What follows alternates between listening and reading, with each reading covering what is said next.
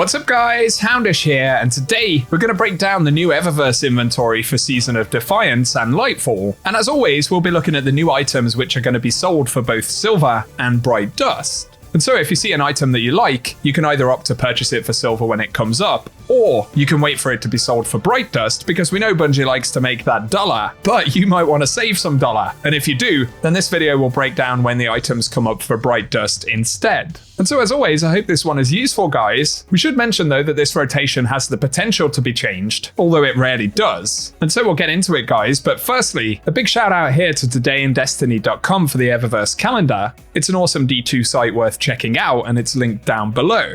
We're not going to talk about absolutely everything that will be sold in Eververse this season, but looking at stuff that's sold for silver and bright dust, for new items, the first time we're actually going to get anything brand new for the season will be in week 4, which begins the 21st of March. And that week, we're going to see the gauntlets for the Eververse armor set for the season. They'll be available for all 3 classes for the cost of 1200 bright dust. Now we can see the silver cost right there is 1500. We don't know the exact dates that they'll be sold for silver, but of course if they're available before the 21st of March, you at least know that they'll be up for bright dust on that week. Moving ahead to week 5 though, which will be the 28th of March, we'll get the class items for that armor set. Again, they'll cost 1200 bright dust. And another new item that week is the Right This Way rare emote, which will be available for 400 bright dust. Additionally, in week 5, we'll get the Karasansui ornament for Jade Rabbit. I'm probably butchering the name there, but we'll be able to pick that up for 1250 bright dust. Moving to week 6 of the season, which will be the 4th of April, the leg armor for the Eververse armor set will be available, again costing 1200 bright dust each.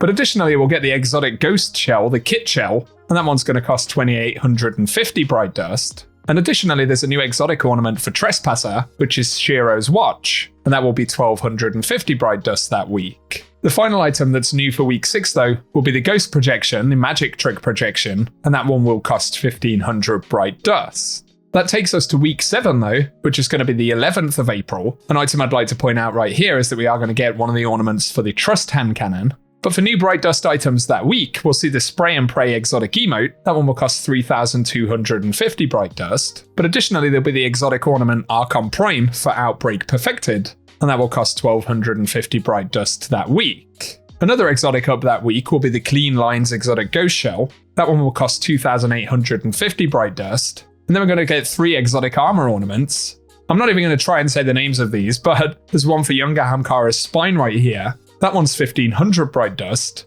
For the same cost, we'll get the Augmented Auspice, which is a new ornament for Synthoceps. And finally, the Okusa Draconum, which is an ornament for the Warlock Sunbracers. And again, each of these costs 1500 bright dust. Finally that week though, there'll be a new ornament for Tractor Cannon, which is the Omnipotentia, and that will be 1250 bright dust on week 7. Also in week 7 right here, we are going to get one of the first new shaders for the season sold for bright dust. Obviously, it's not coming up for silver as well, as far as I know at least, but right here we have the Springtide Faint. So if you're after some shiny pink and purples, this could be one to pick up.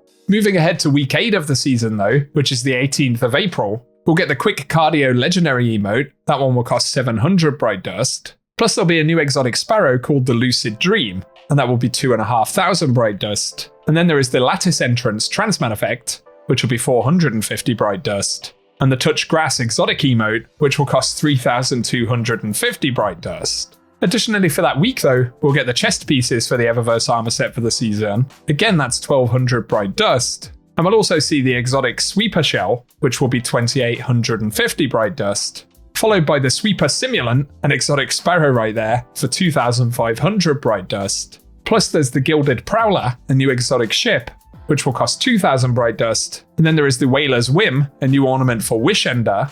As always, the exotic weapon ornaments cost 1250 bright dust. And finally there is a Ghost Projection, the Side-Eye Projection, which will be 1500 bright dust that week.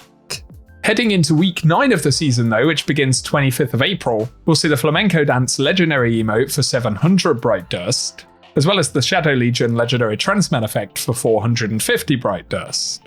Additionally though, there'll be the Mandolin Assistance emote for 700 bright dust, and the helmets from the Eververse armor set will be up that week for 1200. We'll also see an exotic ship called Synth Owl, that will be 2000 bright dust. Then there's the Vice Cruiser exotic Sparrow, which will be 2500 bright dust. And we get another 3 exotic ornaments for armor pieces, so there's the Acolyte's Ambition for the Wormhusk Crown.